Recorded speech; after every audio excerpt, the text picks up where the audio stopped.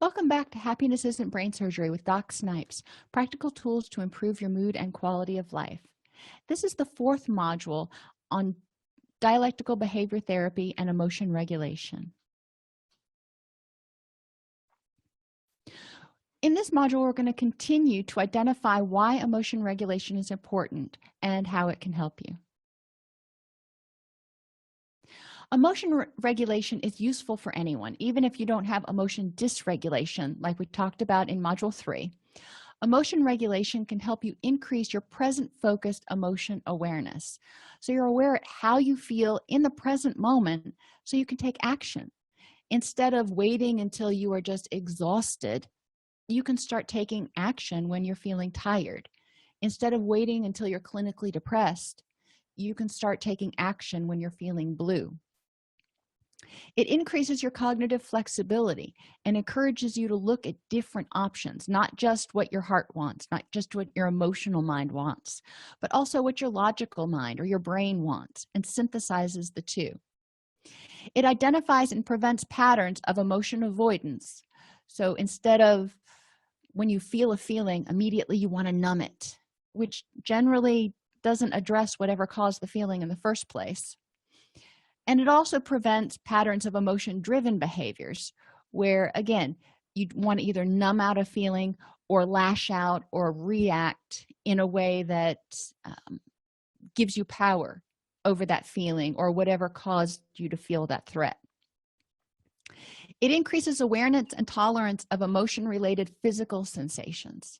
So when you get angry or when you get scared, you have a physiological reaction. Your hands get sweaty, your heart starts to pound, you start increasing your breathing. That's okay. You don't have to act on that. Understanding what's going on and being able to say, okay, I'm angry or I'm scared right now, without having to freak out about it or immediately act on your urges, is part of emotion regulation.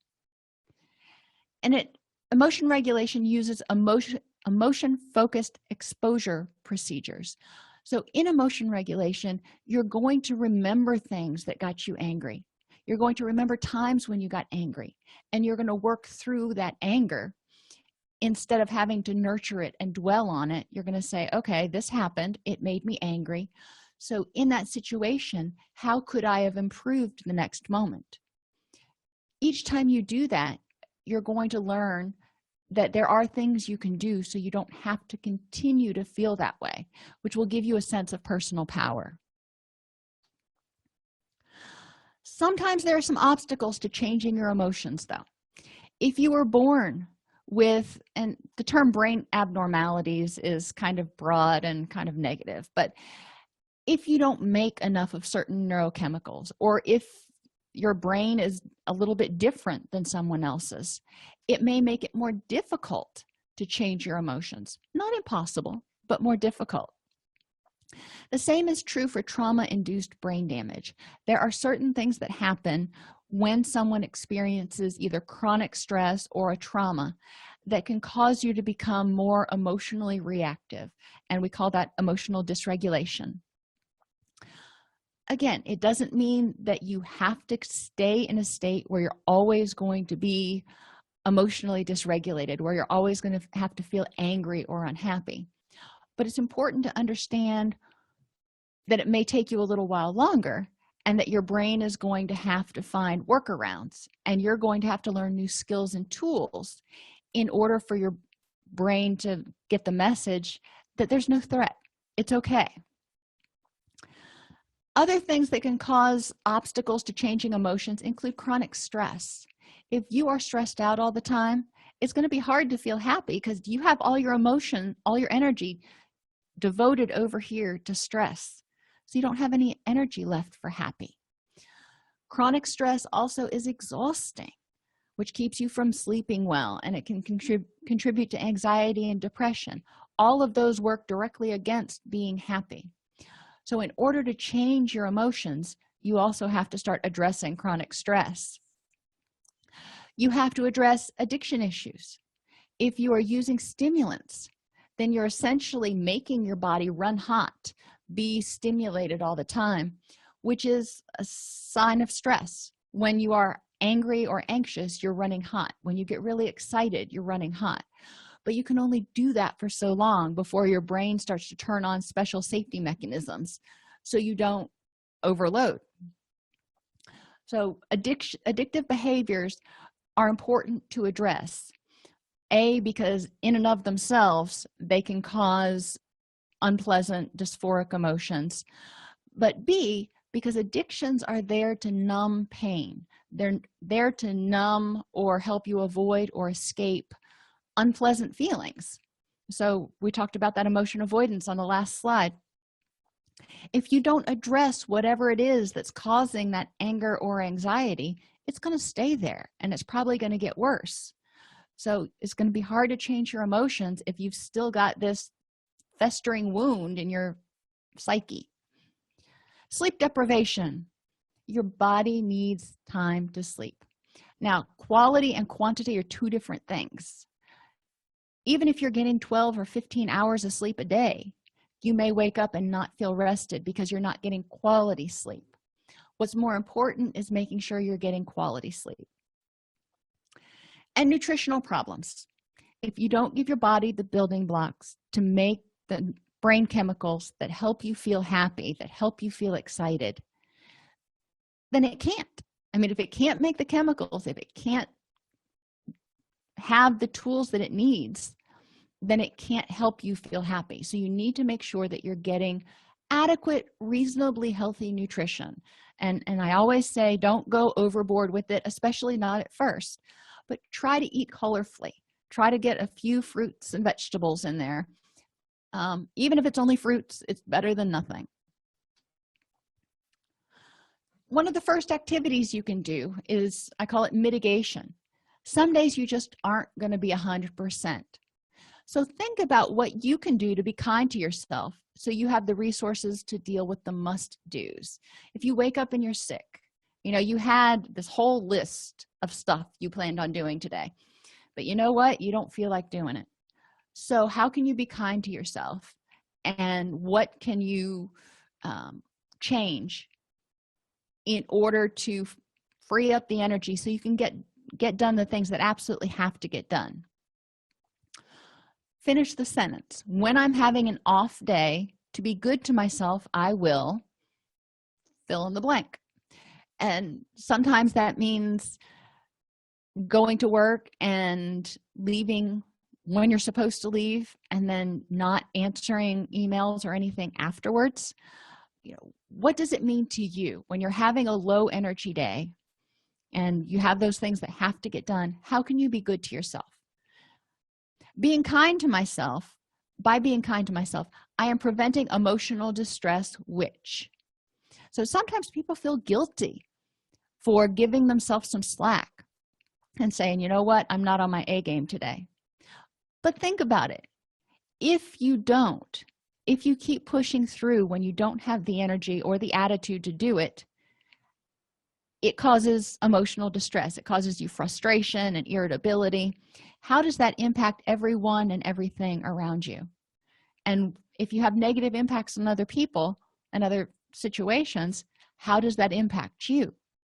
Generally, if I am having a bad day and I'm trying to push through and I get snappy with somebody, then I feel bad afterwards. That just makes me feel even worse than I did to begin with. So again, complete that sentence. By being kind to myself, I'm preventing emotional distress, which, what are the consequences of when you're emotionally distressed?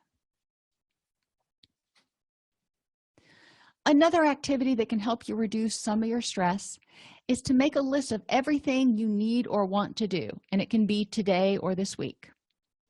Then go through and cross off anything that doesn't have to be done this week. So if it can wait till next week, cross it off the list, because you need to conserve your energy. So let's just focus on the must-dos. Whatever's left, highlight everything that must get done and identify people that can help. Maybe your kids can make dinner or vacuum the house or whatever it is that needs to be done. And identify any shortcuts you can take to make it more doable.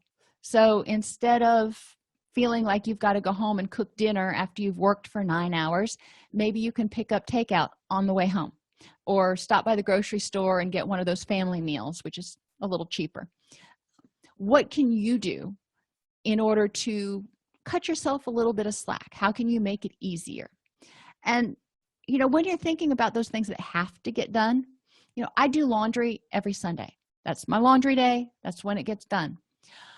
But sometimes, every once in a while, I've just had so much going on leading up to that, I don't have the energy to do it.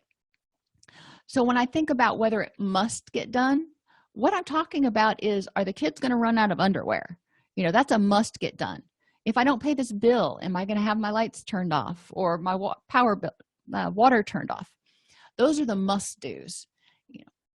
If my kids aren't going to run out of underwear, then it doesn't have to be done this week. I can wait till next weekend. I'm going to have a lot of laundry to do that next weekend.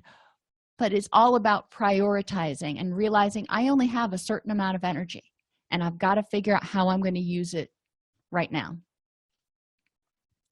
Obstacles to changing emotions also include cognitive responses, such as unhelpful thoughts and pessimism. So if you're constantly telling yourself you're not good enough or you can't do something, that's not going to help you feel better. If you want to feel better, you need to address thoughts that are going to make you feel out of control or rejected or isolated or like a failure. So we want to counter those thoughts with something positive. Pessimism is another cognitive response. If you're constantly seeing the negative in everything, how does that help you change your emotions? How does that help you feel better? Because my assumption is one of your overall goals is to be happy. So if you want to be happy, if you want to move towards that goal, what do you have to do when you start feeling pessimistic? And behavioral responses, such as an inability to tolerate distress or delay acting on urges. And this is a hard one. Sometimes when you feel angry, you want to act right then. You want to make it stop. You want to get even. You want to, however it is that you respond. Learning how to tolerate that distress. And there's a whole module on distress tolerance activities that are really helpful. But it's going to be important to not immediately act on urges, because generally when we act on our urges, we make things worse, or at the very least we don't make them better, but we spend a whole lot of energy doing it. So think about how you're spending your energy. Is this a wise way? Does it make sense to use my energy to fight this battle or act this way? Is that going to help me reach my ultimate goal of happiness? Is whatever this problem is really worth my energy and effort? Sometimes things are going to happen that are irritating, but they're just not worth your effort. It's not worth it to get all that fired upset about. I was behind a driver this morning who was either drunk or really, really tired when I was going to the gym. And he was driving a moving truck, and I watched him drive off the road 3 times, not just into the shoulder, but actually into the grass off the shoulder, and then come back on and weave, and couldn't maintain his lane to save his life. And my first thought was, well, I could call law enforcement and tell them that they need to come take a look at this. And then my next thought was, if I call, the likelihood of them finding this vehicle is slim to none. And then, so it's a whole bunch of energy trying to get something handled that's probably going to go nowhere. So it's not worth me getting all fired upset about. I just need to get the heck out of the way. So what are your behavioral responses? And is that energy getting you closer to your goals? So another activity is to identify 2 positive things you can tell yourself for each of the following types of stressful situations. Remember, in the last module, we talked about basic threats being loss of control in the unknown, failure and rejection, and safety threats. So when something happens where you feel a loss of control or you don't know what's going to happen, what 2 positive things can you tell yourself? Another example I'll give you, I don't like driving into somewhere I've never been before, and I really don't like driving in the city. I'm a country girl, and I prefer, being places I know because it's known to me. I don't like the unknown. I don't like surprises. And I don't like feeling like I don't have 100% control of a situation. I'm a control freak like that. However, life is not that way. So when a situation happens where I'm not in 100% control, or I have to face something that I don't know, I have to face an unknown situation, I have things that I can tell myself. I look back on other times I've handled similar situations and come out just fine. I tell myself, you plan for this trip and you know where you're going, and worst case scenario, that's one of my fallback things that I tell myself is worst case scenario, this will happen. What can you tell yourself when you encounter a situation where you're not in control? Maybe you have to go interview for a job, and with an employer you've never met before, so that's the unknown, a little bit out of control. You don't know what they're going to ask you, so it's a little anxiety provoking. What can you tell yourself ahead of time so you don't feel anxious or as anxious? When something happens where you feel like you failed or you've been rejected, what can you tell yourself? And I'll give you a hint. A lot of them go back to self-esteem. If you're relying on others to tell you you're okay, then you're always going to feel anxious because you can't count on them to do that. So if you fail, you can think of it as a learning opportunity or progress, not perfection. Or if you feel rejected, you can remind yourself about all your good qualities. Those are my suggestions, but what works for you is going to work for you. So when you feel a situation coming up where you feel threatened, you feel anxious or angry because you feel like you've either failed or been rejected, what can you tell yourself to improve the next moment so you don't dwell on that?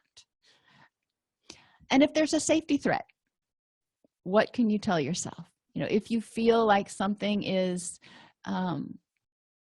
actually making the situation unsafe. When I'm at home at night, I hate it when it's dark outside and I see my own reflection and I know everybody can see in and I can't see out. Stresses me out. So one of the things, I remind myself that I'm in a safe situation. I've got 4 dogs in the house and one of them is an 80-pound bulldog. That helps me feel a little bit better. But I also take action and I close the windows. I'm like, well, if people can't see in, then they won't know I'm here by myself. So I close the blinds. So there are things you can do and positive things that you can tell yourself. The final obstacles to changing emotions are environmental factors, people, places, and things. And sometimes people are just, challenging. And no matter how you try to approach it or how optimistic you try to be, they're in a state of mind, their reality is one of pessimism. So it's going to be important to understand how to handle situations with people where they're being pessimistic or you feel like they are being rejecting of you, because sometimes you're going to have to deal with those people. So how do you handle it? It's an obstacle that you can either go over or around or under. Obstacles are things that get in your way but don't completely stop you. They're not barriers. So how do you handle the obstacle of people who keep you from feeling happy? The same thing is true of places, whether it's a chaotic work environment or maybe your home environment isn't all that pleasant right now, or whatever the case may be. Some places you go may be really, really stressful and they serve as obstacles to you being happy. Now, sometimes you can just leave those places or know that you're going to leave them soon. But what else can you do in situations where you're in a place that keeps you from being happy? Maybe when people would come to the residential facility I used to work at, and we would have 84 people in there at any one time, and they had very little space and very little space. So it was a stressful environment. But one of the things they were all allowed to do was put up pictures and things to personalize their own space. So instead of being a institutional feeling, overcrowded, whatever unpleasant word you want to use, they were able to kind of make a little island that was their own personal happy space. So what can you do in your space?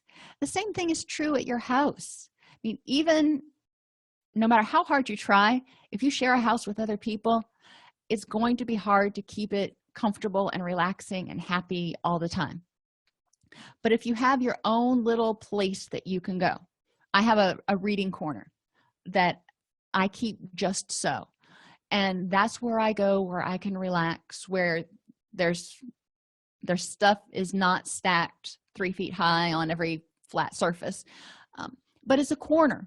I'm not expecting the whole house to stay perfect. So figure out ways that you can make your environments work for you. And things kind of go with situations, but understanding that certain things are going to make life seem a little bit more challenging, and it's going to keep you, some things may keep you from being happy, like news that you've got cancer, or you get a bill and you find out that your water bill is like 3 times what you expected it to be. Things will happen that will cause you to feel anxious or angry. How are you going to deal with those things? And what resources can you call upon to help you deal with those things? Because you don't have to deal with them by yourself. So another activity for identifying and overcoming obstacles to changing emotions. Do 1 page for each of these things. So the first page, identify all of the people who cause stress in your life. And how can you deal with that? For each person, how can you deal with them? There's one person in my life that I deal with who has always got to say something negative. If she gives a positive compliment, it's always followed by some sort of but statement. You know, at least you're not doing that anymore, or whatever. And it always undermines anything nice she tries to say. So how do I deal with that? Well, I expect it now. And I've come to understand or believe that it's more about her stuff than my stuff. Does it make it pleasant to go through? No. When she says things like that, does it smart for a second? Yes. But I've also realized not to devote tons of energy to worrying about it and feeling disappointed and rejected and frustrated and all those unpleasant emotions. I just accept that that's how it's going to be. So that's one of the first things that you want to do, is identify those people that cause stress in your life, especially the ones that are going to be in your life. You know, not people that you can say, you know what, I'm just not going to hang out with you anymore, but people like family or coworkers or supervisors that you've got to see on a regular basis. The next thing to do is identify all of the people who buffer stress in your life. Who are the people who you really look forward to seeing, who you look forward to chatting with? And these can be people you see face to face. They can even be people who are online. They're social networking friends, but people who add value to your life. And how can you nurture those relationships? So you're going to free up a bunch of energy if you quit spending a whole lot of time dwelling on and feeling bad about what the negative people in your life do. So take that energy and devote it to nurturing the positive relationships. And then identify common stressful situations or things and places, and how can you make them less stressful?